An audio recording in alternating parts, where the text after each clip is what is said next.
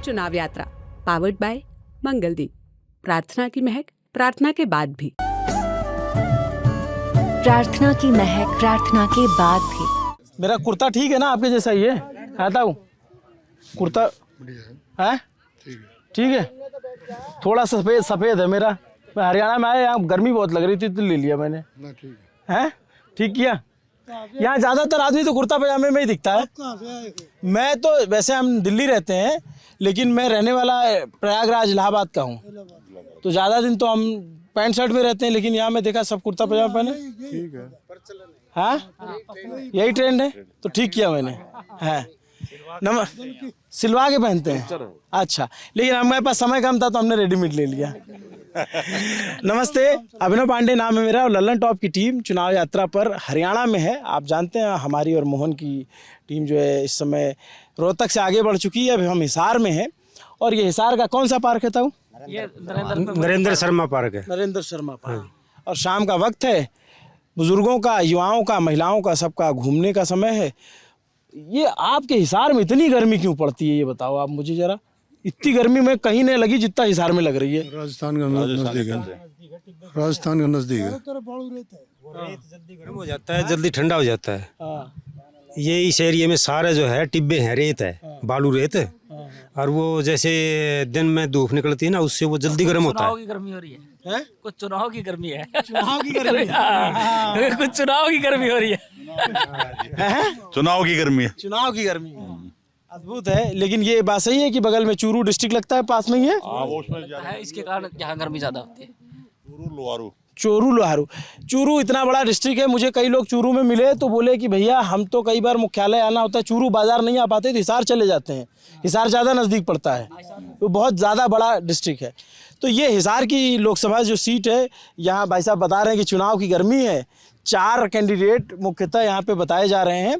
एक तो कांग्रेस से जयप्रकाश हैं जो 3 बार यहाँ से सांसद रह चुके हैं। बीजेपी से रणजीत चौटाला हैं जो ओम प्रकाश चौटाला के भाई हैं, फिलहाल बीजेपी में देवीलाल ताऊ देवीलाल के बेटे हैं। और नैना चौटाला जो है वो जेजेपी से हैं, उन्हीं के परिवार से। और सुनैना चौटाला INLD इनेलो से हैं। तो ये यहाँ पे जो प्रत्याशी लड़ रहे हैं, 4 में से 3 एक परिवार के हैं, चौटाला परिवार से, और एक जो जेपी हैं वो किसी ज़माने में चौटाला परिवार के या देवीलाल के करीब ही रहे। ठीक बता रहा हूँ, मेरी जानकारी दुरुस्त है? तो बड़ा कैसा है यहाँ का चुनाव? बहुत बढ़िया है जी। तो 3 चौटाला और 1 जेपी, बस 2 में मुकाबला है। 2 में मुकाबला। हाँ, भाजपा और कांग्रेस। अच्छा, हाँ जी। मुकाबला ही 2 आदमी। तो बाकी 2 लोग जो हैं, जेजेपी तो पिछली बार यहाँ पे 9 में से 4 विधानसभा जीत गई थी। हाँ जीत गई थी, अब MP वाले में नहीं है। अच्छा, हाँ जी, ये तो बहुत पीछे हैं। क्या नाम है सर आपका? बलवीर सिंह है। अच्छा, तो मेन टक्कर आप बता रहे हो कांग्रेस और भाजपा में। हाँ जी। आप क्या मानते हो? कांग्रेस और बीजेपी की है। वैसे तो कांग्रेस ही बारी है आज के दिन, तो क्योंकि ये तीनों पार्टियां एक ही उसी के हैं, जो बीजेपी के सहयोगी पार्टियां हैं, 2-3 पार्टियां और। अच्छा, ऐसा आपको लगता है? हाँ, क्योंकि इसी का काम तो गठबंधन अलग हो गया उनका, जेजेपी बीजेपी गठबंधन टूट गया। काम बीजेपी के लिए कर रहे हैं वो लोग, वो काम बीजेपी के लिए कर रहे हैं। गठबंधन तो हो जाएगा, कोई वो नहीं। वो तो वोट काटने हैं, गठबंधन होते के देर लगा है। अच्छा, यूं आता अभी यहाँ तो जो 4 कैंडिडेट हैं, 4 जाट हैं, तो चौधरी साहब लोग किधर जाएंगे? क्या पता किधर जाएंगे, तो देखेंगे। वो तो टाइम बताएगा। आपका क्या नाम है सर? जगजीत सिंह। आप भी मानते हो कि बीजेपी और कांग्रेस में ही फाइट है? दोनों में मुकाबला है। कौन 20 है इस समय? ये कुछ नहीं कहा जा सकता अभी। अच्छा, कांटा मुकाबला है। सबसे निर्णायक वोट है जो वो बैकवर्ड का रहेगा और वो कांग्रेस की तरफ जाएगा, क्योंकि पिछले दिनों जो मोदी ने बैकवर्ड के नाम पे लोगों को भुसलाने की बात की ना, वो लोग समझ चुके हैं और वो अब उसकी तरफ जाना पसंद नहीं। ओबीसी क्लास की बात। हाँ, ओबीसी क्लास का वोट बैंक रहेगा जो सत्ता में लेके आया था मोदी को। अब उनसे वो लोग दूर हो चुके हैं और कांग्रेस की तरफ उन लोगों का रुख है। आज जो कांग्रेस की जो लहर है ना, वो आज आप हर एक जगह, आज से करीबन 2 महीने पहले लोग कह रहे थे भाई कांग्रेस की एक भी सीट नहीं आ रही, मगर आज परिवर्तन देखिए हरियाणा के अंदर आप 10 की 10 सीटें का मुकाबला, कड़ा मुकाबला है आज सीटों पर। 10 की 10 पे? हाँ, 10 की 10 पे, क्योंकि मनोहर लाल खट्टर भी खुद की अपनी सीट भी हारेगा, ये मन। पिछली बार 6 लाख से वो बीजेपी जीती थी वो सीट। तो आज अब आप देखना वो भी आ रहेंगे, और एक बुद्धि राजा जो यूथ जो लड़का है 32 साल की उम्र का, वो लड़का उसको पराजित करेगा। आप क्या सोचते हो सर इनकी बातों पे? मेरे को इतनी ज़्यादा जानकारी नहीं है। अरे वोट तो देते हो। नहीं, वोट तो देता हूँ, ठीक है। आजकल कांग्रेस की हवा है, पिछली साल योजना के मुकाबले अब की बार। कैसे हवा हो गई? पिछली बार 10 की 10 बीजेपी जीती। समस्याएं बहुत हैं, कोई अग्निवीर है, कोई बेरोजगारी समस्याएं हैं, अग्निवीर का मुद्दा है, इन्होंने 10 सालों के महंगाई है। 10 सालों के अंदर लोगों को कागज से देने का और लाइन में लगाने का काम किया है। आप क्या सोचते हो ताऊ? इनसे पूछो। ना सोचते ही नहीं हो, उनसे पूछे मुझे। हैं? कम सोचते अरे बिना इतना कम सोचे, बिना इतना दूर चले आए, ज्यादा सोचते होंगे। उनसे पूछो कम से कम नहीं तो पहले तो बुजुर्गों का सम्मान कर ले। हैं? कि इनका विकास कितना किया है 10 सालों के अंदर, आपको पता लग जाएगा। आपका क्या नाम है सर? मेरा देवेंद्र लोरा, और मैं भारतीय किसान यूनियन का सदस्य हूँ। तो किसान आंदोलन में गए थे क्या आप? बिल्कुल जाते रहते हैं हम, खिलाड़ियों के में भी गए थे यहाँ भी। तो यहाँ रेगुलर धरना चलता है लगातार। तो मान गए सरकार से आपकी इस नाराजगी दूर हुई? कहाँ दूर हुई, ये तो दुगने नाराज और कर दिए। आज भी धरने इस पे बॉर्डरों में बैठे किसान हरियाणा पंजाब के, ये तो गोली लाठी ड्रोनों से हमले कर रहे हैं किसान और मजदूरों पर। जो अपनी जायज़ मांग, जो वो मांग जो मोदी ने मानी थी, उनको मनाने के लिए आंदोलन करना है। किसान आंदोलन मुद्दा है क्या अभी इस यहाँ हरियाणा के चुनाव? बिल्कुल हरियाणा में। ये तो यहाँ रोक दिए, दिल्ली होता तो राष्ट्रीय मुद्दा होता। आप क्या तो सोचते हो ताऊ? है मैं तो पर मंडी गया हूँ, अभी सोचता हूँ क्या भाई, पहले तो कुलदीप का जोर है, फिर कांग्रेस का जोर है, फिर आदमपुर गया नहीं। मैं आदमपुर मंडी गया हुआ। कहाँ? आदमपुर से? हाँ। तो आदमपुर में बिश्नोई वोटर की संख्या अच्छी खासी है। वही पहले कुलदीप का नहीं था, फिर वो खट्टर आया नहीं, दिन आदमी जुड़िया को नहीं, कुलदीप का आदमी अब आया को नहीं आदमपुर मंडी। हाँ है? चौधरी भजनलाल वहीं से लड़ते आए हैं और वही फैमिली का वो गढ़ है। तो अब वहाँ पे अब की बार जैसे कुलदीप बिश्नोई और इन्हीं की उम्मीद थी कैप्टन अभिमन्यु का, लेकिन अब की बार बीजेपी ने टिकट दे दी चौधरी रणजीत सिंह चौटाला को। तो जिसकी वजह से यहाँ पे थोड़ा सा एक प्रकार से माहौल है, वो नर्वस है जो लोकल हैं वो, क्योंकि आउटसाइड पर्सन को टिकट दी गई है यहाँ के अकॉर्डिंग। लेकिन देखा कैसे आउटसाइड हुई? तो हिसार की नहीं है कौन? रणजीत चौटाला नहीं, वो बेसिकली सिरसा से है ना, और रानिया सीट से वो विधायक रहे हैं निर्दलीय। तो अभी उन्हें इंस्टेंट ला के उसके बाद उन्हें टिकट दी गई है। तो लेकिन कोशिश की जा रही है कि चुनाव को टफ बनाया जाए, लेकिन कांग्रेस को हल्का सा एज है यहाँ पे, क्योंकि जेपी हैं जो यहाँ के पुराने एमपी भी रहे हैं, और दूसरा यहाँ के लोकल। क्या नाम है आपका? मेरा विकास। और आपका क्या नाम है ताऊ? ओम प्रकाश। तो आप भी वहाँ बिश्नोई हो आप? हाँ वहीं के आदमपुर के? आदमपुर। तो क्या है बिश्नोई वोटरों का मिजाज इस बार? भाई विष्णु वो कुलदीप वो खट्टर आया नहीं, दिन आदमपुर का मंडी का आदमी नहीं जुड़िया जी, और मैं जानू में आदमी नहीं आया बेटा। क्या कह रहे हैं? जिनको पहचानते जो लोकल वोटर थे वो नहीं आए, जो समर्थक थे बिश्नोई के वो पहुंच नहीं पाए उस रैली में, जब खट्टर और वो आए थे। कम आए वहाँ पे लोग, बिल्कुल कम आए थे। इसकी वजह से वो नर्वस है, मतलब बिश्नोई वोट ज्यादा सपोर्ट नहीं कर रहा आपके बार। हाँ, जो बीजेपी नामांकन में भी नहीं आ पाए। जैसे अपने कुलदीप जी हरून के बेटे हैं, वो भी मतलब कि इनके नामांकन में भी नहीं आए थे वो। तो एक तरह से रुझान देखा जा सकता है कि नाराजगी है इनकी। अच्छा सर, एक बात बताइए आप, जैसे जब मैं यहाँ आया तो कुछ लोगों ने बताया कि ये मुद्दे हैं, ऐसा ऐसे इस पे चुनाव होता है। कुछ लोगों ने कहा कि नहीं, चुनाव तो जो है ऐसा होता है जब अंतिम में जाता है तो वो जाट वर्सेस नॉन जाट इस तरह की राजनीति होती है। इस बार नहीं है। इस बार जो नहीं है, इस बार ऐसा कुछ नहीं है। नो डाउट है, कांग्रेस आविहार कदम पे हर स्टेप पे। 10 साल का दायरा इतना लंबा चौड़ा है, लोगों ने देख लिया, झूठे जुमले सारे पढ़ लिए लोगों ने। आप पहले से कांग्रेसी हो या फिर? ना, कांग्रेस नहीं। पहले तो हम पता नहीं बंसीलाल के रहे, चौटाला के रहे, किस किस के रहे। अरे हम बीजेपी के भी रहे थे। जब 10 साल पब्लिक बीजेपी के वोट दिए थे, जिदे बनी थी मेजोरिटी इतनी ज़बरदस्त। मगर अब 10 साल के जुमलों से बिल्कुल लोग परेशान हैं, तंग हैं। सारे कहने का मतलब यूज करके देख लिए। हाँ, इस बार तो नो डाउट है 100% उम्मीद मान के चल रहे हैं, 10 की 10 सीट भी कांग्रेस की आ जाएंगी तो कोई बड़ी बात नहीं है। 10 की 10।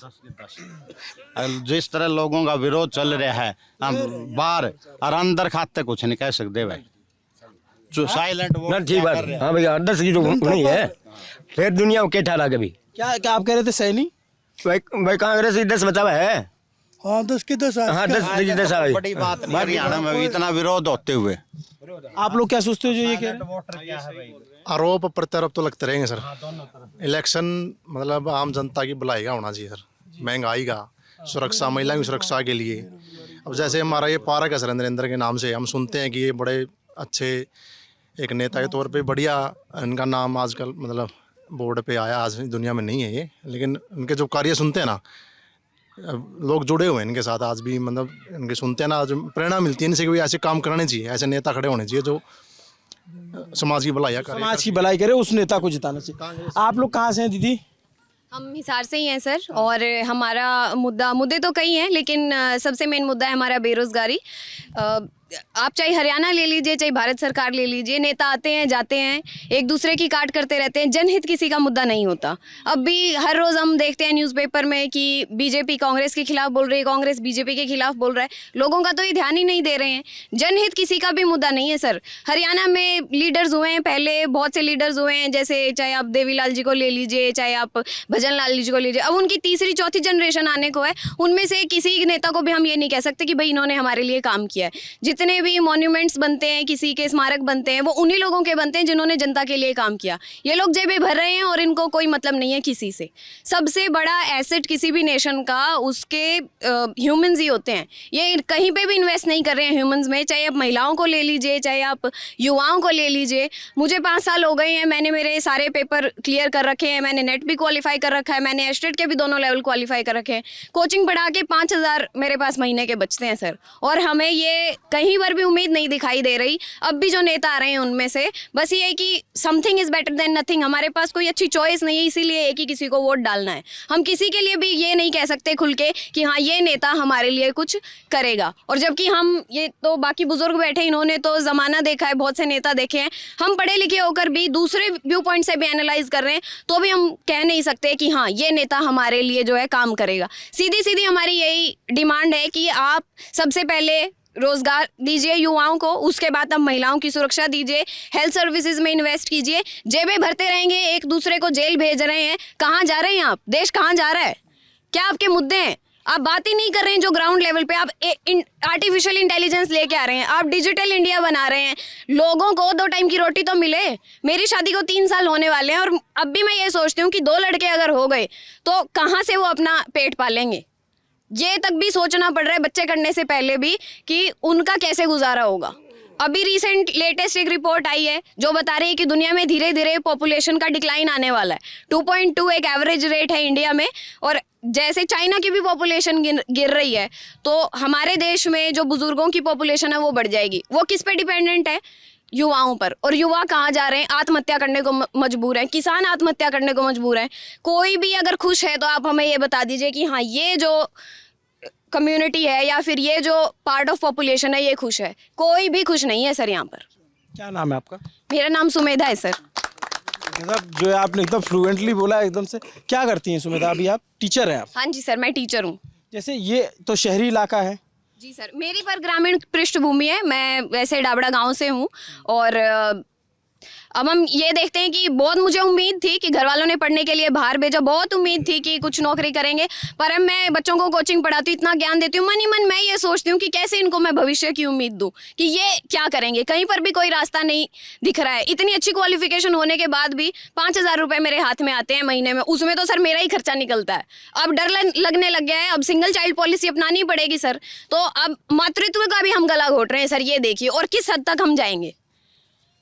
और जितने बुजुर्ग हैं, जो बुजुर्ग पॉपुलेशन बढ़ती जा रही है, कुछ लोग ये सोचते हैं कि समाज में अगर बुजुर्ग पॉपुलेशन बढ़ती है, इन लोगों को जितनी इन्होंने, जब ये अपने जवानी में थे, इन्होंने जितनी भी देश सेवा की, इनके पास नौकरियां थी, आज ये देखते हैं कि भाई पोते बैठे हैं घर में, शादी नहीं हो रही। ये जो हरियाणा में जो कल्चर चला है ना कि बहू ला रहे हैं, अभी पंजाब यूनिवर्सिटी में हाल ही में एक रिसर्च स्कॉलर ने इस पे रिसर्च की है कि हरियाणा में ये कल्चर क्यों है। हम इसलिए फेमस हो रहे हैं सर कि बहू ला रहे हैं? बहू ला, जैसे यूपी से बहू ले आए, बिहार से बहू ले आए, तो शादियां तो हो नहीं रही सर। हाँ, और इस पे एक बेरोजगारों की शादी ये तो नहीं, बेरोजगारों की शादी नहीं हो रही सर। अब लड़के और क्या करेंगे, इसीलिए नशे की तरफ जा रहे हैं। आप नशा मुक्ति के लिए अवेयरनेस कैंपेन चला रहे हो, अरे आप नौकरी तो दीजिए।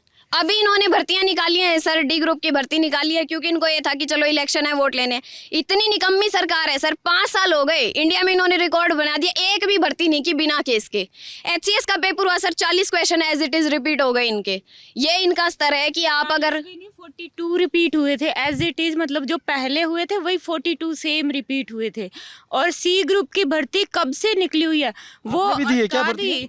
नहीं, मैं तो बीटेक करके थक हार के अपना प्राइवेट कोचिंग, यही ट्यूशन व्यूशन यही पढ़ी। अभी वो वीडियो वायरल हुई थी सर, किसी गांव में, नाम तो मुझे नहीं पता, बीटेक बिटौड़ा बनाए सर। वो बहू जो है वो बीटेक कर चुकी हैं, आई थिंक उन्होंने। अब जो गोबर के उपले नहीं होते, वो थाप के वो बेचेंगे। मुझे इन पे 10 रुपए का बिक रहा है, 20 रुपए का बिक रहा है, नौकरी तो है नहीं है। तो अब यही काम, शर्मा पार्क बिटौड़ा पार्क बनने वाला है सर। मैं वहाँ पे मेरी क्वालिफिकेशन लिख दूंगी, आप अपनी लिख दीजिएगा। बीटेक बिटौड़ा बन चुका है, MBBS शायद बिटौड़ा बनने वाला है, क्योंकि मेडिकल में भी इन्होंने बुरा हाल कर रखा है सर। यही चल रहा है। हरियाणा तो अतरंगी है, हमारे यहाँ कभी कमी नहीं हुई सर, पैदावार होती है। और बड़ा जो माना जाता है, जितने भी हमारे खिलाड़ी हैं सब हरियाणा से हुए हैं, तो बहुत हमारी जो पृष्ठभूमि है, जो हमारा हरियाणा है, मुझे मेरे प्रदेश से बहुत ज़्यादा प्यार है। हमारे यहाँ हमेशा खाने के लिए अनाज पैदा हुआ है। बिहार देख लो, झारखंड देख लो, वहाँ तो चलो हालात बुरे हैं कि चलो अन्न पैदा नहीं होता, बाढ़ आ जाती है, कोई नेचुरल कैलेमिटी यहाँ नहीं होती। प्रोडक्शन होता है, राइस का ले लीजिए, वीट ले लीजिए, हम लार्जेस्ट प्रोड्यूस करते हैं, वीट हो गया, राइस हो गया, लेकिन वो अनाज सड़ जाता है। मुझे तो ये नहीं समझ में आ रहा ये लोग काम क्या कर रहे हैं, कहीं काम नहीं दिख रहा। और तुम कुछ तो करो, तुम्हारा काम तो दिखे। लगा दिए ना, जो MA MPhil MPhD करके रखे थे उनको 4th ग्रेड की नौकरी दे दी, बस D ग्रुप की, बस उसमें 18,000 हमने कर दी है वैकेंसी, इसी में खुश रहो, बस चपरासी की नौकरी करो। सारी भर्तियां अटकी हुई हैं सर। हमारा जैसे हमने एग्जाम दे रखा है TGT का, ग्रुप बने पड़े हैं, बेरोजगार युवा, कभी कहीं प्रदर्शन। आप लोग की नाराजगी जो है राज्य सरकार से है, सांसद से है, या फिर जो है दिल्ली की मोदी सरकार से? देखिए सर, सभी से है सर, लेकिन अभी अगर निचले स्तर पे BJP से है हमारी कंप्लीट। मोदी जो सरकार ने सेंट्रल लेवल पे हो चाहे हमारी स्टेट लेवल पे हो, इसने कोई भी वर्क नहीं किया है। मतलब ये सोचो कि युवाओं का तो अभी हम सोच ही नहीं सकते। अभी हम सोचते हैं कि हमारे पापा सही है, वो पढ़े नहीं, किसान बन गए, उन्होंने अपना एक अच्छा जीवन व्यतीत कर लिया, इतना पैसा इन्वेस्ट किया उन्होंने। मेरी बीटेक पे कम से कम 15 लाख रुपए लगाए हैं उन्होंने। अब आज मैं क्या कमा रही हूँ, 5,000 रुपये, 6,000 रुपये महीना, उसका इंटरेस्ट भी नहीं दे पा रही हूँ। और वो क्या करेंगे बेचारे, मजबूर होकर बच्चों को पढ़ा रहे हैं, क्योंकि ये ट्रेंड आ रहा है, अब बच्चों को पढ़ाना है, अच्छी अच्छी एजुकेशन देना है।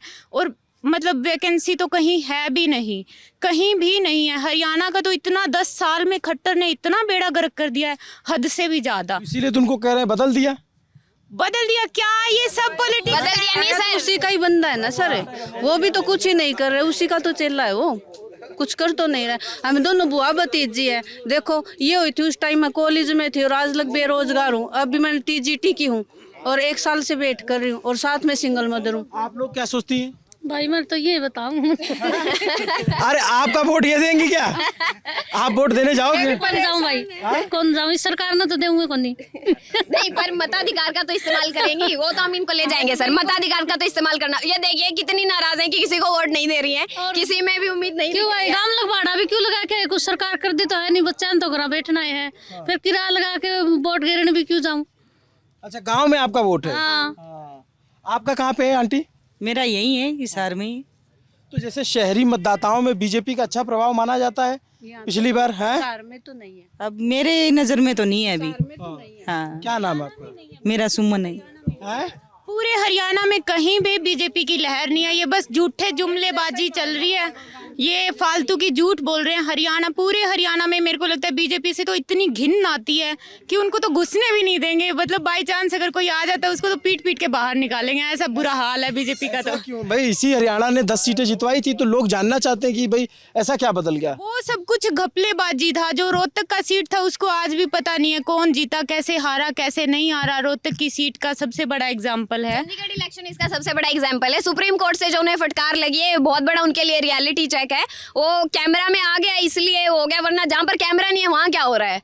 वहाँ पर आप देखिए जो इलेक्शन हो रहे थे वहाँ पर जो उनके हेड हैं वही पर्चियों में झोल कर रहे हैं, और वो तो शुक्र है कि वो कैमरा में कैद हो गया। सुप्रीम कोर्ट से इन्हें फटकार लगी है। इस देश को अगर बचा रखा है तो वो थोड़ा बहुत सुप्रीम कोर्ट ने बचा रखा है। और अब जो इनका आगे मुद्दा है, ये क्या कर रहे हैं कि फिर से तानाशाही लेके आ रहे हैं। डेमोक्रेसी खतरे में है सर। ये हर जगह हर किसी के जुबान पर अब यही चीज़ है। डेमोक्रेसी तक को भी खतरे में ला दिया। और मुझे लगता है कि क्यों लगता है आपको खतरे में?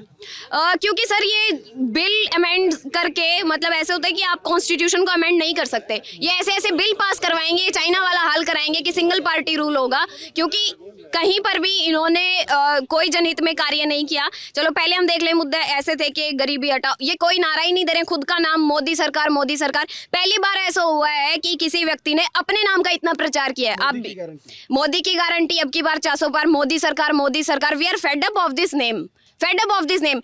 आप एक पार्टी का हिस्सा हैं, why are you glorifying your own name?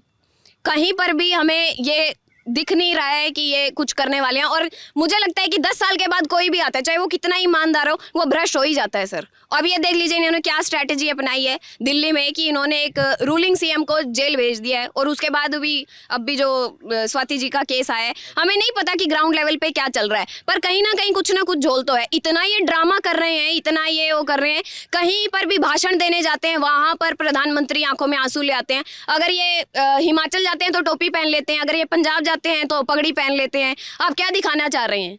क्या ही दिखाना चाह रहे हो? अभी इनका बयान आया है कि अगर मैंने हिंदू मुस्लिम के बेस पर अगर कहीं पर भी वोट मांगी हो, वो मेरी जिंदगी का आखिरी दिन होगा। मूवी के डायलॉग लिखवाने हैं सर, तो मुझे रिक्वेस्ट करनी पड़ेगी बॉलीवुड को कि आप क्यों इतना खर्चा कर रहे हैं, जो डायलॉग राइटर उन पे इनसे डायलॉग लिखवा लीजिए। आंखों में आंसू ले आते हैं, वहाँ पर स्टेज पर कहीं पे भी होते हैं, पता नहीं क्या क्या ये डायलॉग्स बोलते हैं। बीजेपी ने तो ऐसा बेड़ा गर्क किया है सर। और हरियाणा को इन्होंने बेरोजगार राज्य के नाम से फेमस कर दिया। हमें शर्म आने लगी है सर। कहाँ हम फेमस थे कि देशों में देश हरियाणा दूध दही का खाना, और अब हमारा 35% अनएम्प्लॉयमेंट रेट है, जो पूरे इंडिया में सबसे ज़्यादा फेमस हो चुका है बेरोजगारी के लिए। इतना ज़्यादा आप गुस्सा है आपका जो है सर, ये नेट क्वालिफाई है और टीजीटी की है, और अब ये 5000 में नौकरी कर रही है, और मैं भी टीजीटी की हूँ। 1 साल से मैं वेट मत रहे सर, ये तो इनका बेटा। तो सरकार तो जैसे सरकार भी तो ये तर्क देती है ना कि भाई हमने जो सबको सरकारी नौकरी नहीं दे सकते।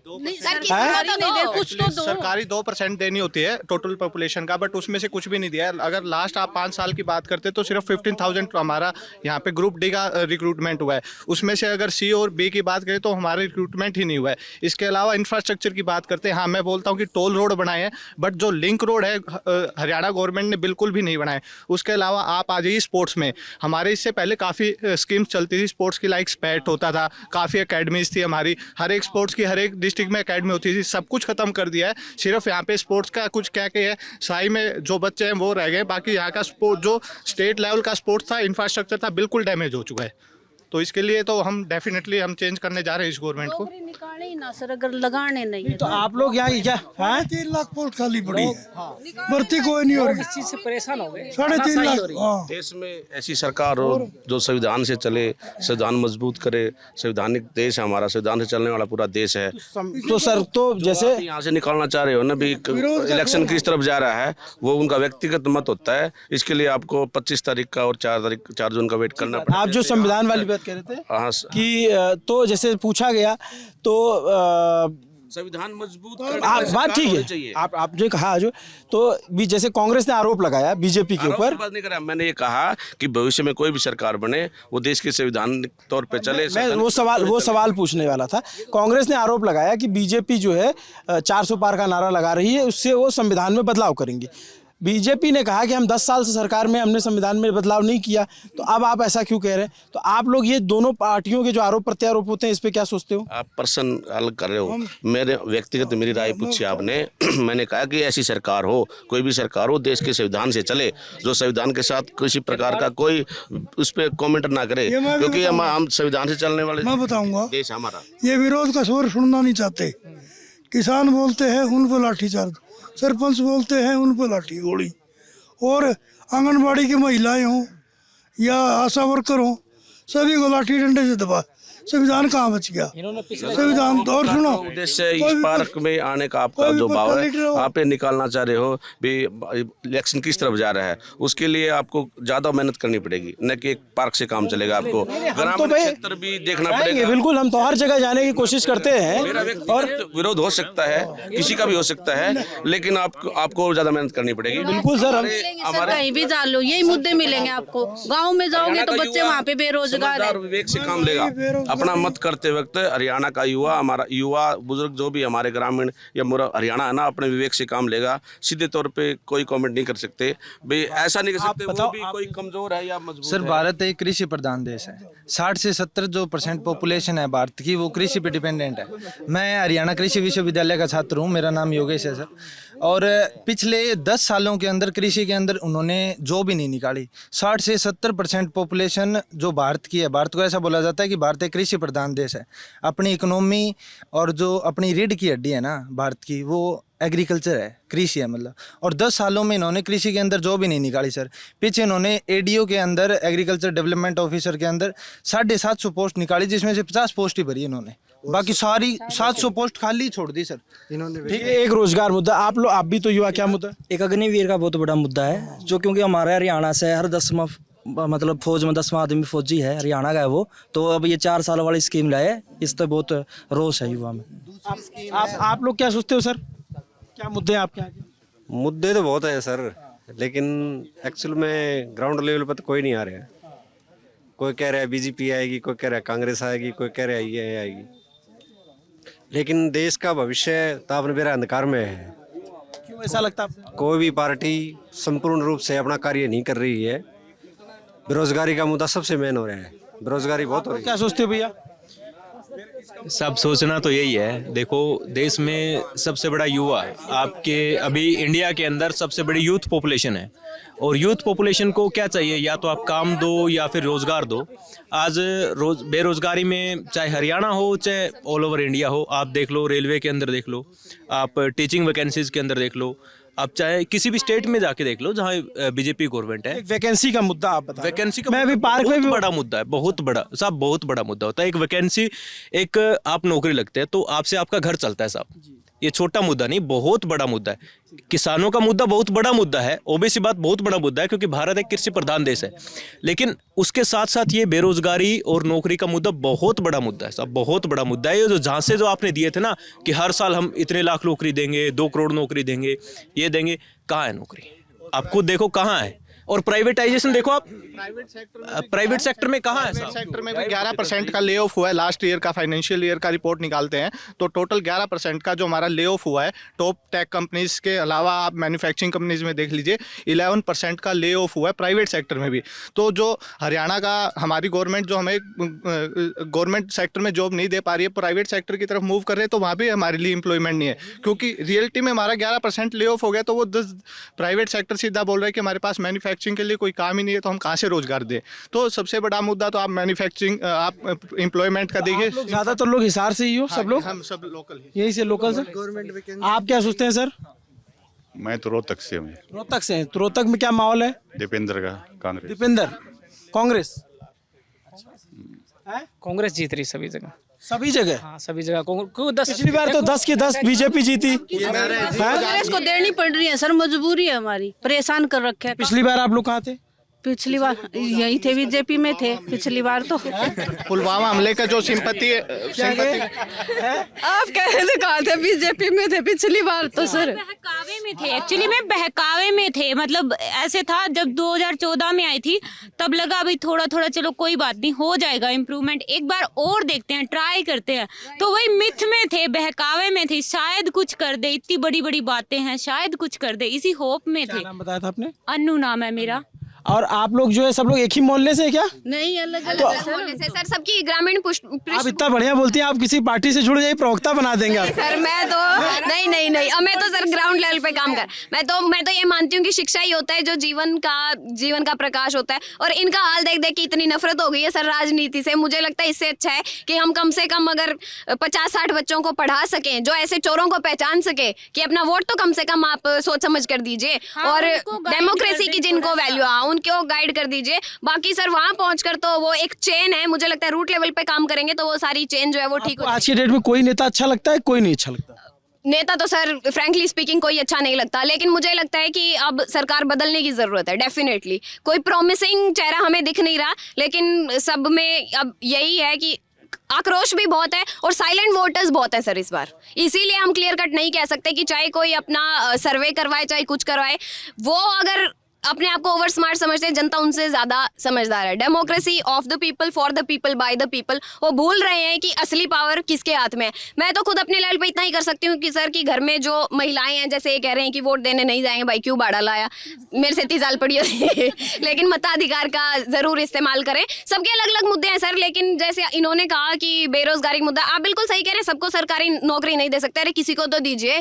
5 साल में एक भी भर्ती नहीं हुई है, चलो 10,000 सीटें भरे, 20,000 भरे। इन्होंने डी की तो भर्तियां हुई थी, ग्रुप डी की सर, ये है सर, वो पीएचडी वाले हैं सर उसमें। मेरी पीएचडी कंप्लीट होने वाली है, मैंने भी वो ग्रुप डी का फॉर्म तो भरा था, बट मैं पेपर देने नहीं गई क्योंकि मुझे लगा कि ये भर्ती भी कौन सी होने वाली है। ये स्ट्रेटेजिक प्लान था सर इनका, क्योंकि अभी इलेक्शन आने वाले हैं। बिल्कुल अभी 1.5 महीना पहले ही शायद भर्ती हुई है, 2 महीने हुए भी नहीं है, कि चलो किसी को तो नहीं, लेकिन अब ग्रुप डी को नौकरी दे तो ये कह सकेंगे कि हमने किसी को तो नौकरी दी है। इसमें भी सर ये झोल फंसा के छोड़ दिया इन्होंने। 5 नंबर का क्राइटेरिया शुरू किया, हरियाणा में देंगे, उसका बेसिस उन्होंने फैमिली आईडी बनाया। अब family is a fragile system sir, shift होती रहती है। जैसे मेरी मैरिज हो गई, मैं दूसरी फैमिली आईडी से इस फैमिली आईडी में ऐड हो गई हूँ। अब हो सकता है वहां पर नौकरी हो और यहाँ नौकरी नहीं है, तो फिर हम क्या करेंगे? तो जो ये अब स्ट्रैटेजीज भी बना रहे हैं कि इस बेसिस पे नौकरी देनी चाहिए, उसका भी कोई कोई लॉजिकल वो नहीं है।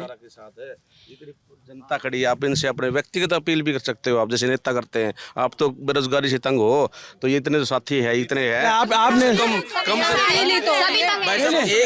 एक भाई साहब सोशल मीडिया में आपको आपने इनको मैडम को बोला कि आप किसी पार्टी के प्रवक्ता बन सकते हैं, आप इतना अच्छा बोलते हैं। ये ऑलरेडी अब टीचर है तो ऑलरेडी प्रवक्ता का काम कर रहे हैं, ये बच्चों को जागरूक कर रहे हैं, ताकि आज कल को इनके जैसे 1000 बच्चे खड़े हो सके जो अपनी आवाज उठा सके, देश के भविष्य के लिए उठा सके। ये ऑलरेडी प्रवक्ता का काम कर रहे हैं साहब। इनको पार्टी की जरूरत नहीं है, इनके लिए समाज है, ये समाज के प्रवक्ता है, पार्टी के नहीं है, समाज के प्रवक्ता। क्या नाम बताया था आपने मैम? सुमेधा। बहुत कमाल के आपके विचारों में क्लियरिटी है। मतलब देखिए, ये आवाज है सर सबकी, क्योंकि हम हर रोज जैसे ही कॉलेज में मैं पक्ष विपक्ष की बात नहीं कर रहा हूँ, लेकिन हम अक्सर जब घूमते हैं तो ऐसा होता है, पुरुषों की आवाज खूब आती है, महिलाओं की आवाज कम आती है, और जो आती है वो भी बहुत दबी छिपी से आती है। हमारे यहाँ पे ऐसा नहीं है, हमारे यहाँ पे ऐसा। लेकिन आप पार्क में ये भीड़ में आप आई, और मैं ये नहीं कह रहा हूँ कि आप किस पार्टी के समर्थक हो, किसकी विरोधी हो, पार्टी के है नहीं, लेकिन आपके विचारों में जो क्लियरिटी है वो बहुत। हम तो सर जनता है भारत की जो परेशान है। और सबसे बड़ी बात मैं ये कहना चाहूंगी, आप मीडिया से, डेमोक्रेसी का 4th पिलर, या मैं कहूंगी मेन पिलर मीडिया होता है। आप ललन टॉप बहुत अच्छा काम कर रहा है, वी आर नॉट फेवरिंग कि आप यहाँ आए हैं तो आपकी तारीफ करें। मीडिया का भी बहुत बड़ा रोल है सर। हम अखबार पढ़ते हैं, वो इतना बड़ा साक्षात्कार छापते हैं, अमित शाह का साक्षात्कार छाप दिया उन्होंने, कहीं पर ग्राउंड लेवल पे कोई बात नहीं होती। एक मैं ये भी मुद्दा उठाना चाहूंगी कि हम सुबह उठते ही अखबार पढ़ते हैं इस उम्मीद में कि कुछ अच्छा देखने को मिलेगा। खबरें भी बहुत सारी, क्योंकि मैं साइकोलॉजी पढ़ाती हूँ तो साइकोलॉजिकल इफेक्ट भी होता है इस चीज़ का। नेगेटिव खबरें बहुत छापते हैं सर, कि कुत्ते ने बच्चे को नोच नोच के खाया, और किसी गाय की पूंछ में पटाखे लगा दिए बच्चों ने। क्या सुबह सुबह एक आदमी जो अपने फ्रेश माइंड के साथ उठा है, जिसको अपने अपना घर चलाना है, देश चलाना है, ये खबरें कितनी ज़रूरी हैं? क्या कभी ये मुद्दे छापते हैं? और सोशल मीडिया पे तो सर, फ़ोन में तो आपके पास एक चॉइस होती है, आप स्क्रॉल भी कर सकते हैं। अखबार इतना बड़ा एक सपोर्टिंग जो है वो मीडियम है जिसके पास बहुत ज़्यादा ताकत है, और ये देख लीजिए आप कि मीडिया बहुत बड़ा रोल प्ले कर सकती है। आप प्रॉब्लम्स को हाईलाइट कीजिए, अगर प्रॉब्लम्स हाईलाइट होंगी तो ही सॉल्यूशंस आएंगे। आप अपना ही प्रचार कर रहे हैं, इतनी बड़ी बड़ी आप वो पेज पूरा भर देते हैं कि इनको जन्मदिन की बधाइयाँ देते रहो, बधाई जेबें भरते रहो, जनता के मुद्दे कहाँ हैं? तो मीडिया एक बहुत इंपॉर्टेंट रोल प्ले कर सकता है सर। कम से कम आप ये कीजिए कि इतिहास में जिन लोगों ने, जो विजनरी थे, अब उनकी एजुकेशन इतनी नहीं थी सर। हम देखते हैं कि अगर शिक्षा बढ़ रही है तो अवेयरनेस भी ज़्यादा आनी चाहिए, लेकिन ये बिल्कुल रिवर्स जा रहा है सर। हम मजबूर हो गए डेमोक्रेसी को बचाने के लिए, इतना हमने संघर्ष किया है कि इतनी बड़ी कमेटी बैठी थी जिन्होंने संविधान लिखा है, चाहे वो B.R. अम्बेडकर थे या और भी लोग थे जिन्होंने संविधान बनाया, आज वही खतरे में आ गए। तो हम वापस कहाँ जा रहे हैं? वहीं पर जा रहे हैं। अंग्रेजों से लड़ाई लड़ी, और अब वो कहते हैं ना कि परायों से लड़ना तो फिर भी आसान होता है, अपनों से लड़ना बहुत मुश्किल है। तो ये भारत के ही नागरिक हैं। जैसे आप बार बार ये कह रही संविधान खतरे में, आप संविधान की बात, तो बीजेपी तो यही कहती है कि हम तो सब संविधान को ध्यान में रख के करते हैं। कहाँ से कर रहे हैं सर? ये पूरी की पूरी तानाशाही है। अब पहली बार हरियाणा में ऐसा हुआ है कि गांव में अगर आप जहाँ घुसते हैं, जहाँ बोर्ड लगा होता है कि ग्राम पंचायत इस गांव की आपका स्वागत करती है, उन्होंने दूर से ही पर्चे लगा दिए हैं कि बीजेपी हो गया या जेजेपी हो गया, इनके विधायक घुसने नहीं चाहिए। अब कोई ना कोई तो कारण होगा सर। कभी भी इतिहास में ऐसा नहीं हुआ है कि कोई नेता प्रचार के लिए, उनको प्रचार के लिए नहीं आने दिया जाए। अब ये देखिए कि कितना बुरा हाल कर रखा है इन्होंने। किसान भाई आत्महत्या करने को मजबूर हैं। और सर ये जो हम कह रहे हैं ना कि कॉन्स्टिट्यूशन खतरे में, कुछ ना कुछ कारण होगा, हम तभी कह रहे हैं। जो अगर सारे यूथ को ये लग रहा है सर, जैसे अभी इन्होंने भी कहा, एंट्री जो होती है तो वो भी तो संवैधानिक थोड़ी है। संविधान खतरे में ये भी तो है। बड़े बड़े IAS HCS अगर वो बिना परीक्षा के जाएंगे, संवैधानिक रूप से नहीं जाएंगे, तो उसको संवैधानिक, बहुत से ऐसे मुद्दे हैं, बहुत से ऐसे फैसले इस सरकार में हुए होंगे जैसे हमारे सारे साथी बता रहे हैं, तो उसी हिसाब से तो ये प्रश्न आया ना भी संविधान खतरे में है। 5 किलो तो है, 5 किलो अनाज देके सर मेंटली पैरालाइज किया जा रहा है देश के युवा को। बिल्कुल सर। 5 किलो गेहूं, 1 किलो चीनी, 1 किलो तेल, बस बिक जाओ, वोट हमें दे दो, बस ये तुम्हें खाने को मिलेगा। पर फैमिली मेंबर सब अपना बिक, सर्दी में बाजरा खा रहे हैं, 5 किलो बाजरा दे रहे हैं। लेकिन आप लोग जैसे 5 किलो पे सवाल उठा रहे हो, बीजेपी ने 5 किलो दे रही, कांग्रेस कह रही हम आएंगे तो 10 किलो देंगे। तो विकास की बात कहाँ है फिर? बहन तो विकास, आपने देखा कि मल्लिकार्जुन खड़गे ने कहा कि हम 10 किलो देंगे। 10 किलो दे देंगे, रोजगार नहीं देंगे। ये कोई नहीं करेगा, हम रोजगार देंगे। ये बड़ा मुद्दा है। ना बीजेपी ने दिया ना कांग्रेस कह रही, हम रोजगार 10 किलो दे देंगे, बस उसमें चला देंगे काम। लेकिन रोजगार के भी तो वादे किए सब पार्टियों ने, बीजेपी ने किया, कांग्रेस ने भी किया है। राहुल गांधी जो है कह रहे हैं कि हम रोजगार देंगे, भाई मोदी जी भी कहते हैं हम रोजगार देंगे। 1 लाख रुपए इंटर्नशिप देंगे आई साल, वो भी एक अच्छा फैसला है। होपफुली कि वो अगर गवर्नमेंट चेंज होती है तो कुछ हमारा डेवलपमेंट होगा। चेंज जरूरी है। अगर आप देखोगे ना तो कहीं पानी खड़ा रहता है तो वो भी सड़ने लग जाता है। तो उसी प्रकार हमें गवर्नमेंट चेंज चाहिए, वो नए डेवलपमेंट के साथ आएंगे और नया कुछ होगा। हम क्या सोचते हो? बदलाव तो होना चाहिए जी, क्योंकि समय के अनुसार अगर जैसे स्टेट गवर्नमेंट या सेंट्रल गवर्नमेंट चेंज होगी तभी प्रोसीजर सही से हो पाएगा। अदरवाइज़ क्या है सर कि जैसे अलग अलग पार्टियों के वही नेता हैं और उन्हीं को शामिल कर करके फिर ये कह रहे हैं कि जी देखो हम ये लेके आ रहे हैं। जैसे फॉर एग्जांपल अभी ज़्यादातर जो कैंडिडेट है, जो बीजेपी पार्टी ने जो कैंडिडेट उतारे हैं वो ज़्यादातर इंपोर्टेड है इनके। जैसे कुरुक्षेत्र में हैं नवीन जिंदल, पहले वो बिल्कुल कोयला चोर थे, अब उन्हें बिल्कुल साफ करके और एकदम से तैयार करके ला दिया। फिर रणजीत सिंह चौटाला थे, ये पहले कांग्रेसी थे, फिर निर्दलीय बने, अब इन्हें बीजेपी में ऑन द स्पॉट ले आए। ऐसे ही अरविंद शर्मा है रोहतक से, ऐसे ही और भी कैंडिडेट हैं जो इन्होंने इंपोर्ट किए, अपनी पार्टी में लाए और साफ करके और तैयार करके छोड़ दिए कि जी इनको वोट दे दो। यहाँ पे कैंडिडेट भी बहुत ज़्यादा मैटर करता है सर, हिसार में या पूरे हरियाणा में। कैंडिडेट मैटर करता है या फिर जो लीडर दिल्ली में वो मैटर करते हैं? दिल्ली वाले मैटर, जो पिछले साल जो 2019 में इलेक्शन हुआ था उसमें कहीं ना कहीं जो एक प्रकार से हम देखा जाए देशभक्ति का मैटर बना के या वो मैटर ज़्यादा कर गए थे, इस वजह से थोड़ा सा इन्फ्लुएंस्ड हो गए थे कि यहाँ ठीक है एक स्टेबल गवर्नमेंट चल रही है। लेकिन जो 19 से 24 तक की जो इन्होंने पॉलिसी पैरालिसिस किया है, चाहे वो स्टेट गवर्नमेंट का हो चाहे सेंटर का हो, उसके अंदर इन्होंने सारा वाइट वॉश कर दिया है अपना। यानी 14 से 19 इनका कुछ ठीक था, इन्होंने स्टेट गवर्नमेंट में भी थोड़ा सा सेटअप करने की कोशिश की थी, लेकिन 19 से 24 की जो जो फेज आया, चाहे ऊपर का है चाहे स्टेट गवर्नमेंट का है, इन दोनों के अंदर इन्होंने बिल्कुल क्राइसिस ला दिया है। 2019 में आप लोग क्या सोच रहे थे वोट देखते वक्त? 19 में तो यूँ सर कि वो सर्जिकल स्ट्राइक का जो एक मैटर था वो बड़ा फैक्टर बन गया था यहाँ पे। इसके अलावा एक स्टेबिलिटी की ओर गवर्नमेंट जा रही थी। जैसे आप देखो कि 4 से 14 तक 10 साल कांग्रेस को दिए थे, तो एक लोगों को ये लग रहा था कि हाँ 14 से आगे देखते हैं कि स्टेबल गवर्नमेंट रहेगी तो अच्छा रहेगा, क्योंकि डेमोक्रेटिक सिस्टम में अगर गवर्नमेंट स्टेबल रहती है तो ठीक रहता है। लेकिन अब जो इन्होंने 19 से 24 तक बीच में कोविड है या उसके बाद जो किसान आंदोलन है, सबसे ज़्यादा मैटर तो सर किसान आंदोलन का है। जिस तरीके अभी शहरों में भी किसान आंदोलन का है सर, बिल्कुल मीडिया भी बहुत प्रभावित करता है इसमें। मीडिया अगर अपना काम ईमानदारी से करेगा ना तो जनता के मुद्दे उठाएगा, उससे बहुत सर हम तो इसीलिए आते हैं कि आप तक बात में सभी आगे हम अब आप देखिए, अब मैं सबका तो ठेका नहीं ले सकता, तो आपकी और कोई और आदमी की विचारधारा चौथे स्तंभ आप मैं क्या कह रहा हूँ, मैं आप बिल्कुल आप बात सही है, बिल्कुल ठीक बात है, मैं आपकी बात से एग्री करता हूँ। हमारा काम होता है, हम आते हैं, हम एज मेरे हाथ में ललन टॉप का माइक है, मैं ललन टॉप के लिए जिम्मेदार हूँ। आप जो बात कहोगे मैं सारे मुद्दे दिखाता हूँ। मैंने कहा मीडिया अगर सही रहेगा ना सर, आप लोगों को शिकायत है मीडिया से? बिल्कुल सर, जैसे टीवी मीडिया है ना सर, टीवी मीडिया तो बिल्कुल ऐसे फेड अप हो चुके हैं। इवन मैंने तो लगभग 4-5 साल से टीवी देखना ही बंद कर दिया सर। इवन यानी यूट्यूब वगैरह हो गए, इस ईमानदारी से काम जो अखबार है सर मास कम्युनिकेशन का मेथड है, बहुत मतलब बड़े स्तर पर ये अखबार जाता है। दीदी ने सही कहा कि इसमें ये खबरें आती है, ना कोई बेरोजगारी की बातें आती है, ना कोई कुछ आता है। 2014 और 2019 में तो इन्होंने हिंदू मुस्लिम कर दिया, देशभक्ति का मुद्दा कर दिया, लोगों को मेंटली पता नहीं कैसे मोड़ दिया। ठीक है, विशेष आग्रह रहेगा, जनता के मुद्दे उठाइए, आप जनता की बात कीजिए ताकि लोगों को बुरे दिन देखना ना पड़े। इधर लंबे अरसे तक सब आक्रोश पैदा हो रहा है। आप अगर अच्छी तरह से अपना मुद्दे उठाएंगे, मीडिया आप हमारी आवाज़ है, यहाँ से जाएगी तो लोग आपने जो बोला है ये हमारे यहाँ कुछ कटता पिटता नहीं है, सब जाएगा। अभी बोल रही थी, मैंने बोल तो दिया, पता नहीं बताएंगे या नहीं बताएंगे। सर एडिट ना कर दीजिएगा सर। अच्छा आपको ऐसा डाउट है? है सर, बिल्कुल है, व्यक्तिगत नहीं। वो सर वो बिल्कुल सही कह रहे हैं कि मीडिया को हम कह रहे हैं व्यक्तिगत हमारा कोई टारगेट नहीं। मैं आपको बताऊं सुमिता जी, ये ललन टॉप है, यहाँ पे कुछ भी नहीं कटता। अनटिल अनलेस कोई अपशब्दों का इस्तेमाल कर दे तो वहाँ हमको चॉप करना पड़ता है, क्योंकि बच्चे भी या कम उम्र के लोग देखते हैं। आपने जो बात कही वो पूरी हूबहू जाएगी। एक सर नेशनल लेवल पे ये मुद्दा देखने को मिल रहा है, ये ट्रेंड आजकल आ रहा है। हम देखते हैं गाड़ियों के पीछे लोग अपना धर्म लिखवाने लगे हैं।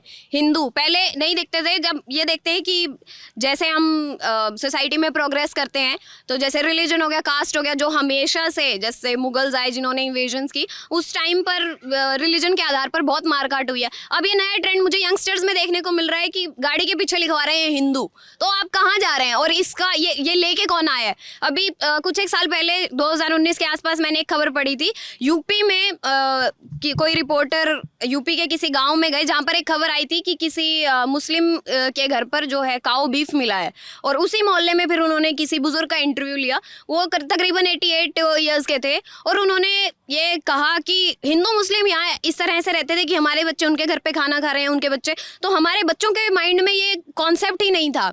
पता नहीं ये कहाँ से आया है। तो उन्होंने सीधा ये कहा कि बाहर से लोग आते हैं, हमसे पूछते हैं कि आप मुस्लिम हैं तो हिंदू को लेके क्या सोचते हैं। वो खुद कह रहे हैं, वो बुजुर्ग हैं, कि हमारे यहाँ तो कॉन्सेप्ट ही नहीं था। तो वो कौन लेके आया है और ये कौन हाईलाइट कौन कर रहा है ये मुद्दा? तो आज भी अगर आप वहीं अटके हुए हैं, हिंदू है मुस्लिम है, अब जैसे इन्होंने अयोध्या मंदिर बनाए, अभी हर रोज क्या बयान दे रहे हैं कि अयोध्या मंदिर पर जो है कांग्रेस बुलडोजर चलवाएगी। ये सीधा सीधा क्या कर रहे हैं कि जो हमने काम किया है उसी को ये हाईलाइट कर रहे हैं। चलो बहुत अच्छी बात है कि आप कोई जिस पर बहुत टाइम से कोई डिबेट चल रही है वो डिबेट आपने सुलझा दी है, लेकिन आप सीधा सीधा वो काम कर भी रहे हैं और मुकर भी रहे हैं कि कह रहे हैं कि हमने अगर धर्म के नाम पर राजनीति की हो तो वो मेरी जिंदगी का आखिरी दिन होगा। तो आपका आखिरी दिन तो 10 साल पहले ही आ जाना चाहिए था। जो आप कह रहे हैं कि 2019 में यहाँ पर जो बीजेपी की सीट्स आई हैं वो किस लिए आई हैं, तो सर ये होता है कि कोई भी गवर्नमेंट अगर पॉलिसीज लेके आती है, इंप्लीमेंटेशन में बहुत टाइम लगता है। जैसे 1 साल तो उनको ये लगता है कि मुद्दे समझने में ही लगता है, फिर एक पॉलिसी लेके आते हैं, फिर उसमें थोड़ा निकलता है कि क्या कमियां हैं, कैसे वो इम्प्लीमेंट होगी। तो इसीलिए सब लोग ये कह रहे हैं कि 2019 में हमने इसीलिए वोट दिया कि चलो इम्प्लीमेंटेशन ये थोड़ी बेटर करेंगे। तो भले ही महिला हो, भले ही बुजुर्ग हो, भले ही हमारे जो साथी हैं ये हो, बेरोजगारी हर चीज़ से जुड़ा हुआ है। और महिला सुरक्षा भी कहाँ है सर? हर रोज़ आप लोकल न्यूज़पेपर ले लीजिए, चाहे वो हिसार का हो, भिवानी का हो, कहीं पर भी हो, रेप केसेस बिल्कुल बहुत ही ज़्यादा हैं सर। बच्चियों के साथ दुष्कर्म हो रहे हैं, विमेन सेफ्टी भी कहीं पर भी नहीं है सर। और जो मैं कहूँगी कि हमेशा हम महिलाओं के लिए आवाज़ उठाते हैं, मैं पुरुषों के लिए भी आवाज़ उठाऊंगी। बहुत ज़्यादा ये खतरे में हमारा कम से कम ये तो हो जाता है कि चलो नौकरियाँ मिल रही है, नहीं मिल रही, शादी की तो टेंशन नहीं होती। अब इनको तो अपना फ्यूचर ही नहीं दिख रहा है सर। तभी मैं कह रही हूँ ना कि हरियाणा में ये ट्रेंड चल रहा है कि यूपी से ले आए महिला, बिहार से ले आए महिला, बहुत ही बुरा हाल हो रहा है। और ये सही में ऐसा है कि आप मजाक नहीं सर, है ये, आपको ये ट्रेंड पता नहीं है। और बकायदा पंजाब विश्वविद्यालय में इस पर रिसर्च हुई है कि ये बाहर से बहू लाने का जो ट्रेंड चला है, यहाँ पर भले ही सब हिसार से हो लेकिन सबकी ग्रामीण पृष्ठभूमि मिलेगी, आप चाहे किसी से भी पूछ लीजिए। तो जो हाँ है, सभी गाँव से हैं सर। और गाँव एक बात और बताइए, आप इतना अच्छा यहाँ की पॉलिटिक्स और उसको सिनेरियो को समझा रहे, एक जो यहाँ बात होती है हरियाणा में, जब हम आते हैं, हम तो बाहर से आए तो हमें उतना जानकारी नहीं थी, लेकिन यहाँ के लोगों से बातचीत करके जो एक यहाँ राजनीति इस लाइन पे भी चलती है, जाट वर्सेज नॉन जाट, इस पे आप क्या सोचती हैं? ये सर बिल्कुल, ये इनकी जो स्ट्रैटेजी है वो बिल्कुल क्लियर है बीजेपी की। अगर मैं बताऊं कि आप नेशनल लेवल पे हिंदू मुस्लिम को लड़ाइए, और हरियाणा में तो सर इन्होंने जाट नॉन जाट बिल्कुल क्लियर कट किया है कि बाकी जितनी भी बिरादरी हैं उनको आप अगेंस्ट कर दीजिए। और गुजरात में भी ये करते ही हैं। I am not clear about the caste की उसका नाम क्या है, बट इन्होंने हाँ पटेल की और नॉन पटेल की करते हैं। इनकी हर जगह यही स्ट्रैटेजी है, नेशनल लेवल पे ये चल रही है। ग्राउंड लेवल पे सर, हमारे ग्राउंड लेवल पे जो ये दिखाते हैं कि हरियाणा में जाट नॉन जाट की जो राजनीति चलती है, ग्राउंड लेवल पे ऐसा कुछ भी नहीं है। ग्राउंड लेवल पे हम जाट और नॉन जाट है, पंजाबी है या अदर कास्ट है, हम सारे एज ए भाईचारे की तरह, जिस तरह आप और हम हैं, ये है, दीदी है, सारे लोग हैं। तो हम ग्राउंड लेवल पे ऐसा कुछ भी नहीं है जो इन्होंने इतने बड़े स्केल पे दिखा दिया है कि हरियाणा में जाट बहुल क्षेत्र है और जाट यहाँ पे एक रहा है, जाटों ने एक, ऐसा कुछ भी नहीं है साहब। हर स्टेट में इनका मतलब जहाँ सबके वर्ण व्यवस्था से देश हमारा पहले से ही प्रभावित है ना, तो किया इन्होंने उठा दिया उसको। बाकी वर्ण व्यवस्था से अब लंबे समय से है तो उससे दूर नहीं। जैसे एजुकेशन उठाएगी, ये मैडम जैसे बोल रही है, ये शिक्षा शेरनी का दूध पिया हुआ धाड़ रही है मैडम, तो एजुकेशन से ऊपर उठेगा, भाईचारा बढ़ेगा, तो एजुकेशन से कुछ मतलब आगे आएगा। ये सर एक हवा चलाते हैं, जैसे जितने सर्वेज करवाते हैं, जो सर्वेज हाईलाइट होते हैं वो भी इनसे उन्होंने पैसे खा रखे होते हैं। मैं तो सर क्लियर कहूंगी कि ये एक साइकोलॉजिकल इफेक्ट होता है। आप पहले ही कह दीजिए कि इसकी हवा है, बीजेपी की हवा है, तो एक ये टेंडेंसी होती है लोगों की कि उसी साइड आप वोट डालिए जो लगता है ना कि जो जीत रहा है। तो जो लोग ज्यादा अवेयर नहीं है, उनकी पॉपुलेशन भी काफी है, तो वो इन्होंने भी तो फूट ही डाला। और क्या आप क्या सोचते हो सर? बस इनसे पूछ ले भाई। मैडम के विचार सही हैं। आप मैडम के विचार से आप क्या बदलाव वाले हो? बदलाव तो आता ही है हर 10 साल में। ये साइलेंट वोटर के रिप्रेजेंटेटिव लग रहे हैं सर। ना अभी रिटायर हो चुके हैं और इनकी अभी जिंदगी शुरू हुई है, तो ये ज्यादा गुस्से में है। अभी हम हाँ, क्या कह रही हैं आप? जो आप सुनना चाह रहे हैं वो अगर हम बोल देंगे तो आप कहेंगे हाँ जी बहुत अच्छा हो गया, यही चाह रहे हैं। हम क्या सुनना चाह रहे हैं? आप जो बता रहे हैं हम सुन रहे हैं। आप बताइए, अपनी बात रखिए। हमने रख दी ना, ये सबकी कलेक्टिव बात है। ये सब लोग एक जैसे बिल्कुल बिल्कुल बदलाव चाहते हैं, 100% चाहते हैं। अब तो मोदी गो बैक है। मोदी गो बैक क्यों? ऐसा क्यों हुआ ये आप लोगों को? आपको नहीं दिखाई दे रहा? आप बताओ। मैं तो हरियाणा से बाहर का हूँ ना, इसलिए आप कहीं, मैं सिर्फ हरियाणा की बात नहीं कर रही, मैं देश की बात कर रही हूँ। आई am not an individual of a particular state, I am an Indian. ठीक है, और वही बात कर रहे हैं कि भारत का जो सत्यानाश हुआ है ना, वो अब ठीक करना हम चाहते हैं, इसीलिए बदलाव चाहते हैं। और वो शायद आपको भी दिखाई दे रहा होगा। हमें इंडिविजुअली बताने की जरूरत नहीं है कि क्या क्या बदलाव चाहिए और क्या हुआ है और क्या गलत और क्या सही हुआ है। सरकार तो चेंज होगी। बीजेपी तो हरियाणा में नहीं आ रही है और बिल्कुल भी नहीं आ रही है। आप अपने जो मनचाहे, जो आपकी आकांक्षाएं उनको समेटिए और हरियाणा से तो बाहर निकलिए। यहाँ से तो हम आपको भगाने वाले हैं, आप जाइए। यहाँ हर जगह से निकलेगी, चिंता ना कीजिए आप। 25 मई भाजपा गई, सीधा सा नारा है। 25 मई भाजपा गई। जो राजस्थान जो सरकार कर रही है ना, जैसे 5 साल बाद चेंज कर रहा है, हरियाणा भी वो फॉलो अप करेगा इस चीज को हर 5 साल। आप क्या सोचती हैं आंटी? हमारे भी यही विचार है। भाजपा गई। कांग्रेस सब परेशान है सर। देखो सर, बात भाजपा और कांग्रेस की नहीं है। बात है कि इन्होंने हमें, देखो शिक्षा सबसे बड़ी चीज होती है। एजुकेशन में आप खुद देखिएगा, आप पॉलिसीज उठा के देखिएगा ना, क्या हुआ है? कुछ भी तो नहीं हुआ है ना। बात डेवलपमेंट स्कूल में देख लीजिए, आप कहीं भी देख लीजिए, आप कॉलेज लेवल पे देख लीजिए, वैकेंसीज में आप टीचर रिक्रूट नहीं कर रहे। मैडम टीजीटी दे रहे हैं, आप इनसे पूछिएगा डाटा कितना खाली पड़ा है। हरियाणा की बात करें, हम ऑल ओवर इंडिया की बात नहीं भी कर रहे, हरियाणा में टीजीटी के कितने वैकेंसीज खाली है? मैडम टेम्परेरी बेस पे जो नौकरियां निकालते हैं उनकी फीस जो 1000 रुपए। एजुकेशन आजकल बच्चे कहाँ पढ़ रहे हैं? जो आपने सिस्टम एजुकेशन सिस्टम बनाया है दिखावे के लिए, वो फॉलो तो नहीं हो रहा है। अगर फॉलो कर रहे हैं तो आप अपने तरीके से कर रहे हैं ना। आप अपनी पॉलिसीज़ को इम्प्लीमेंट करने की कोशिश कर रहे हैं, एजुकेशन की तरफ तो कोई ध्यान है ही नहीं किसी का। आप सिर्फ ये चाहते हैं स्कूल्स के थ्रू, कॉलेजेस के थ्रू अपनी पॉलिसीज़ को इम्प्लीमेंट किया जाए, बस मन की बात करो, सुनाई जाए, इनको ये सुनाया जाए। ऐसे डेवलपमेंट होगी क्या? ऐसे शिक्षा को आगे लेके जाएंगे क्या आप? इलेक्शन के माहौल के लिए आपको ग्रामीण क्षेत्र का ही राउंड लगाना मैं अभी जाऊंगा, गांव में भी जाऊंगा, लेकिन ये शहरी वोटर, बुद्धिमान वोटर हैं, एजुकेशन इनके पास है, अपने विचार रख सकते हैं। हम यहाँ पे सिर्फ रोजगार के लिए, नौकरी के लिए, मतलब मेरे सास ससुर गांव में रहते हैं, हम हस्बैंड वाइफ यहाँ पे आए हुए हैं सिर्फ जॉब के लिए। ये नहीं है कि हम मतलब यहाँ शुरू में ही शहर में पले बड़े हैं, बस वो मतलब मजबूरी है, खेती अब कर नहीं सकते इतनी पढ़ाई करके, क्योंकि वहाँ तो गर्मी लगती है। इससे अच्छा ट्यूशन ही पढ़ा के टाइम पास कर ले। रोजगार तो आप ये देखेंगे हरियाणा में मैं जब से घूम रहा हूँ तब से एक बात जो सबसे ज़्यादा प्रमुखता से सामने आ रही, रोजगार के मुद्दे पे लोग काफ़ी नाराज़ हैं। मैं अभी कुछ देर पहले एक पार्क में था, वहाँ बहुत सारे युवा जुटे थे, तो वो 56-57 की भर्ती को लेकर के और टीचर भर्ती को लेकर के बहुत नाराज़गी जताई। और टेम्परेरी बेस पे नौकरियां निकालते हैं, उनकी फीस भी 1000 रुपए लेते हैं। टेम्परेरी बेस पे नौकरियां निकालते हैं उनकी। शहरी युवा अपनी बात रख सकता है, शिक्षित है वो, यूपीएससी लेकिन ग्रामीण क्षेत्र में जाने के बाद आपको असली निकल के आएगा। क्या चाहते हो आप? आपका उद्देश्य क्या है? नहीं भाई साहब, देखिए गांव का भी वोटर गांव में है, शहर का भी वोटर, हर वोट का धारा में अंतर मिलेगा। नहीं मैं कह रहा हूँ तो ये जॉब नहीं चाहिए, गवर्नमेंट जॉब सिक्योरिटी के लिए चाहिए ना, वो सिक्योरिटी आप दे ही नहीं रहे हैं। हरियाणा में तो HKRN के थ्रू आप भर्ती कर रहे हैं, क्या सिक्योरिटी है उनकी? आपका मन करेगा तब आप हटा देंगे। आप उनको उतने वेजेस दे रहे हैं जो एक मजदूर को मिलते हैं, वो पढ़े लिखे हैं, मिल भी नहीं रहे हैं, टाइमली मिल भी नहीं रहे हैं। आपके बच्चे क्या करते हैं मैम? मेरा बेटा तो कॉम्पिटिटिव एग्जाम्स की तैयारी कर रहा है अभी। हाँ जी, मेरी शिक्षिका रह चुकी हैं बीएड कॉलेज में, टीचर है। हाँ, मेरी टीचर रह चुके हैं।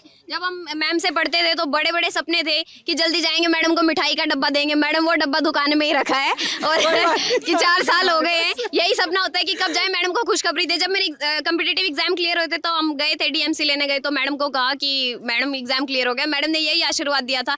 मैडम वो आशीर्वाद रास्ते में अटका हुआ है, पहले इनको लात मार के निकालेंगे, फिर देखते हैं वो आशीर्वाद दूसरी सरकार आएगी। क्या नाम मैम आपका? पूर्णिमा। क्या पढ़ाती हैं आप? मैं मैथमेटिक्स पढ़ाती हूँ। हाँ जी, मैथमेटिक्स पढ़ाती हूँ। Politics, mathematics. अच्छा सॉरी, ये पीछे से इन्होंने कुछ बोला तो मैं सुनाई दिया। तो ये मैं हिसार में आया और यहाँ पे 5 विधानसभा पिछली बार बीजेपी ने जीती, 4 जेजेपी ने जीती, लेकिन इस बार जो यहाँ के वोटर हैं, आप इनसे सुन रहे हैं, इनके मुद्दे क्या हैं आप जान रहे हैं। और बड़ी बेबाकी से सुमिधा जी ने बात रखी, मैम ने रखी और बहुत सारे लोगों ने बात रखी।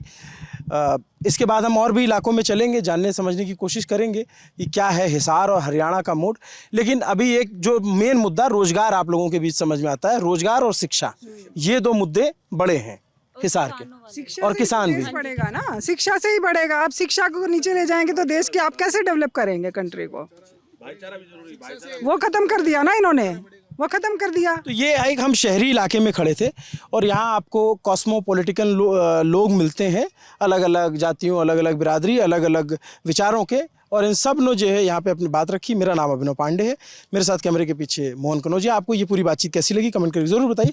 हिसार के अलावा हम सिरसा, करनाल और तमाम लोकसभा क्षेत्रों में जाने की कोशिश करेंगे जहाँ पे वहाँ के वोटरों का मुद्दा और मत समझा जा सके। शुक्रिया।